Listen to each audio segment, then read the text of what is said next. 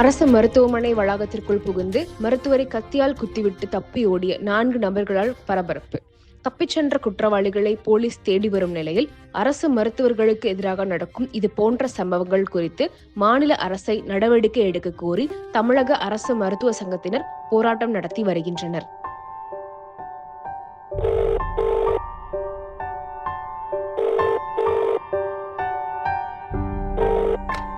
டே அர்ஜுனு, நம்ம சரண 4 பேர் கத்தியால குத்திட்டாங்கடா. நீ எங்க இருக்க? உடனே கிளம்பி வாடா.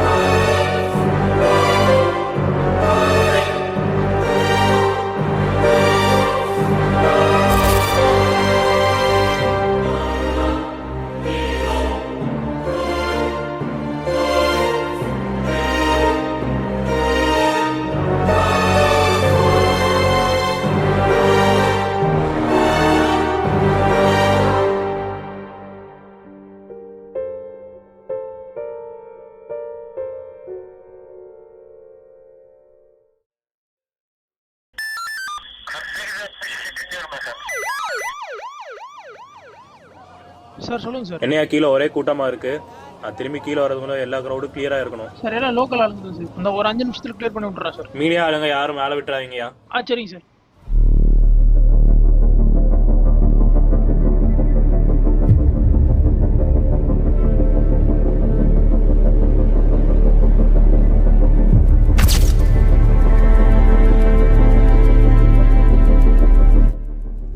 என்ன சார், இந்த கேஸ் ஈஸியாக சால்வ் ஆயிரும்னு நினைக்கிறேன். எதை வச்சு சொல்றீங்க? பொதுவாக எந்த அக்யூஸ்டும் எந்த எவிடன்ஸும் விட்டுட்டு போக மாட்டான். ஆனால் இவன் நம்ம பார்க்கணுங்கிறதுக்காகவே எவிடன்ஸை விட்டுட்டு போயிருக்கான். என்ன மொத்த போலீஸ் டீமுக்கு சேலஞ்ச் பண்றானா? அப்படி என்ன எவிடன்ஸ் விட்டு போயிருக்கான்? மொத்தம் 4 டெட் பாடி. இங்கே அக்யூஸ்ட் வந்து போனதுக்கான என்ட்ரியும் இல்லை, எக்ஸிட்டும் இல்லை. இந்த பாடியில் இருக்க இன்ஜுரியெல்லாம் வச்சு பார்க்குறப்போ இவன் வந்து சிசர் மாதிரி ஷார்ப்பான ஏதோ ஒரு வெப்பனை யூஸ் பண்ணியிருக்கான். அந்த ஒரு டெட் பாடியோட கழுத்தில் மட்டும் ஒரு நைஃப் இருந்தது. அதில் இருக்க ஃபிங்கர் பிரிண்ட்ஸ் கண்டிப்பாக அந்த அக்யூஸ்டோட தான் இருக்கணும். அது இந்த செத்த 4 பேர்ல யாரோட வேணா இருந்திருக்கலாம்ல? இல்லை, அது அந்த அக்யூஸ்டோட மாதிரி தான் இருக்குது. அந்த நைஃப்ல இருந்த ஃபிங்கர் பிரிண்ட்ஸை அந்த 4 டெட் பாடிஸோட ஃபிங்கர் பிரிண்ட்ஸோட மேட்ச் பண்ணி பார்த்தோம். ஆனால் அது எதுவுமே மேட்ச் ஆகலை. கண்டிப்பாக அந்த ஃபிங்கர் பிரிண்ட் அக்யூஸ்டோட தான்.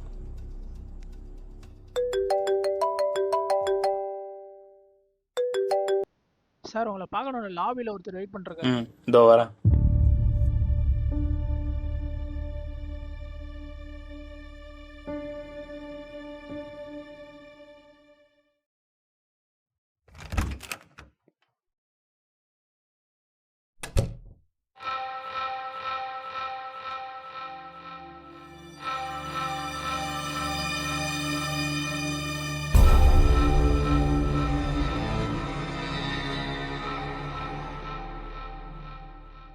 சொல்லுங்க, என்ன பார்க்கணும்னு சொன்னீங்களாமா?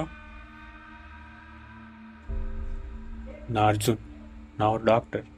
நான் மெடிக்கல் காலேஜ் ஒர்க் பண்ணுறேன். நீங்கள் தேடுற அந்த 4 பேரை கொண்டவன் நான் தான்.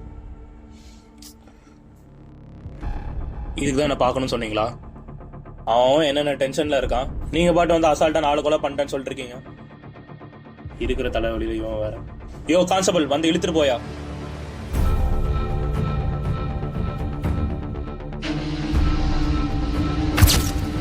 இந்த பாடியில் இருக்க இன்ஜுரியெல்லாம் வச்சு பார்க்குறப்போ இவன் வந்து சிசர் மாதிரி ஷார்ப்பான ஏதோ ஒரு வெப்பனை யூஸ் பண்ணியிருக்கான்.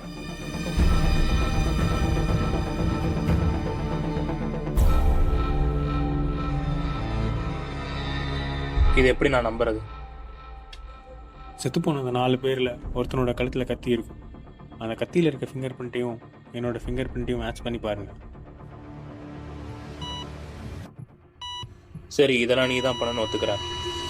ஆனா இந்த கொலையெல்லாம் எதுக்கு பண்ண?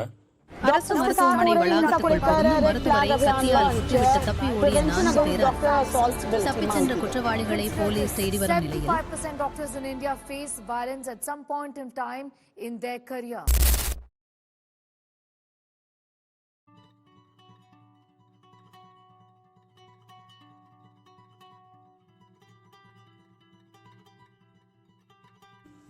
என்னடா டியூட்டி டேட்டில் கால் பண்ணியிருக்க? வேலை எதுவும் இல்லையா? இப்போ தாண்டா வேலையை முடிச்சு விட்ருக்காங்க. வெளியே வந்து ஃப்ரீயாக நின்றுட்டு இருக்கேன். உனக்கு வேலை முடிஞ்சிருச்சா? கேண்டீன் போடாமா? இதெல்லாம் தெரிஞ்சது தானே, போக போக பழகிரும். நானே இப்போ தாண்டா நைட் டியூட்டி முடிச்சுட்டு வீட்டுக்குள்ளே நுழையிறேன். நீ வந்துட்டு கூப்பிடு, நான் வரேன். இப்போதைக்கு நான் வர்ற மாதிரி இல்லைடா. இப்போ போய் படுத்தேன்னா செம தூக்கம் வரும். அப்புறம் பார்ப்போம். சரி சரி, அசிஸ்டன்ட் ப்ரொஃபஸர் கால் பண்ணுறாங்க, நான் அப்புறம் கூப்பிடுறேன். சரி பாய்.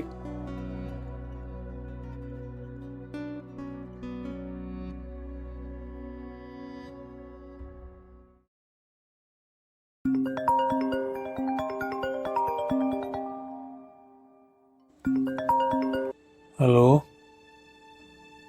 டேய் அர்ஜுனு, நம்ம சரண 4 பேர் கத்தியால குத்திட்டாங்கடா. நீ எங்க இருக்க? உடனே கிளம்பி வாடா.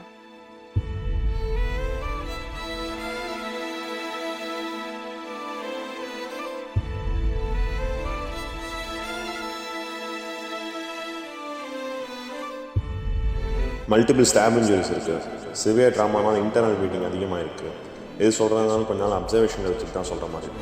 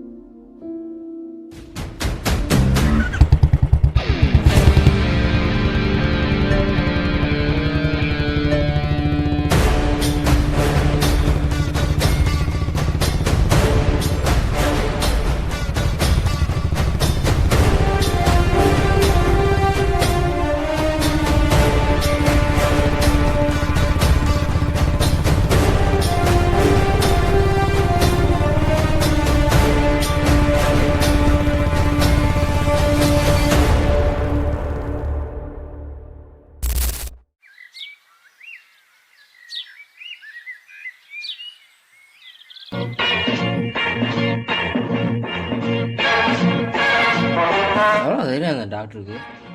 இந்த அண்ணனுக்கே குழந்தை பிறக்கான்னு சொல்கிறான்.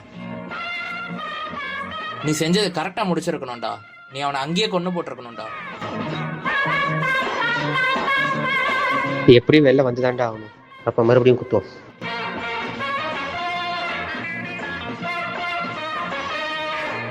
டேய் சும்மா இருங்கடா, கொஞ்சம் நாள் ஆகட்டும், பார்த்துக்கலாம். இதே சும்மாரா? உன் பாட்டுக்கு சொல்லிட்டு போயிடுவேன். நாலு பின்ன வெளில தெரிஞ்சுன்னா அசிங்கப்பட போகிறது என் குடும்பம். இப்போ என்ன, அந்த டாக்டர் நானே போய் திரும்ப குத்தி போடுறேன். சொர்க்கம் மதுவிலே சொக்கும் அழகிலே மது தரும் சுகம் சுகம் எதில் வரும் நிஜம். யாரா நீ? இன்பம் இரவுதான், எல்லாம் உறவுதான். இன்பம் இரவுதான், எல்லாம் உறவுதான். எந்த தப்புமே பண்ணாமல் நான் வேலையை மட்டுமே செஞ்சுட்டு இருந்தவனுக்கு இப்படி ஒரு நிலைமையை கொடுத்தா அவங்களோட முடிவு இந்த மாதிரி தானே சார் இருக்கணும்?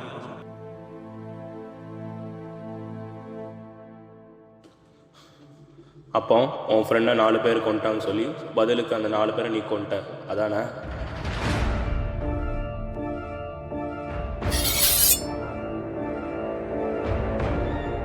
என்ன நடக்குதுன்னு உனக்கு புரியல?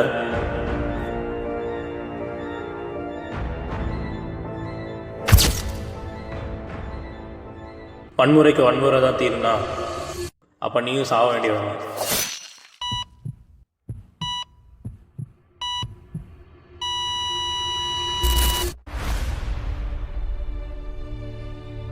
டேய் என்ஸ்டாண்டா.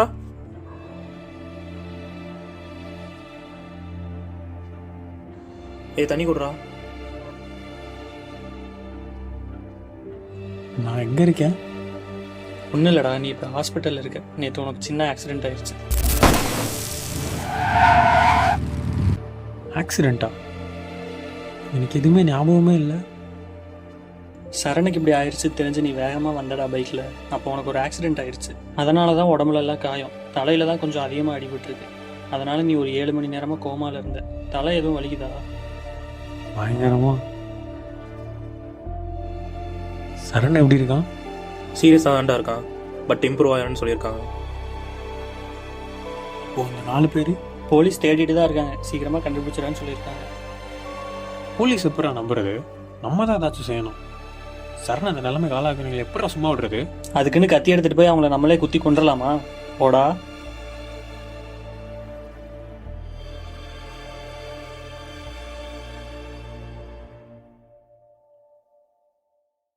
டே சரண் அவன் க்ளோஸ் பண்ணி தெரியும்டா. ஆனால் அவன் சொன்ன மாதிரி நம்ம அந்த 4 பேரை போய் கொண்டோன்னா நமக்கும் அவங்களுக்கு என்னடா வித்தியாசம்?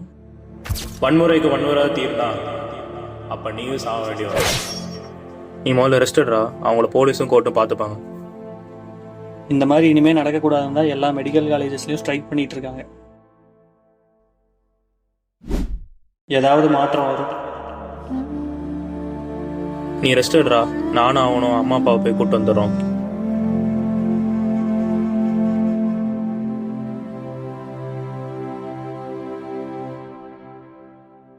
Every human has a breaking point, and every doctor is a human too. நேற்று சரணுக்கு நடந்ததுதான் என்னோட பிரேக்கிங் பாயிண்ட்னு நினைக்கிறேன். எனக்கு ஆக்சிடென்ட் ஆகாமல் இருந்து நான் கனவுல பண்ணதெல்லாம் நிஜத்திலே பண்ணியிருந்தாலும் இனிமேலும் இந்த மாதிரி சம்பவங்கள்லாம் தொடர்ந்து நடக்க தான் போகுது. இன்னைக்கு சரணுக்கு நடந்தது நாளைக்கு வேற ஒரு டாக்டருக்கு நடக்கும்.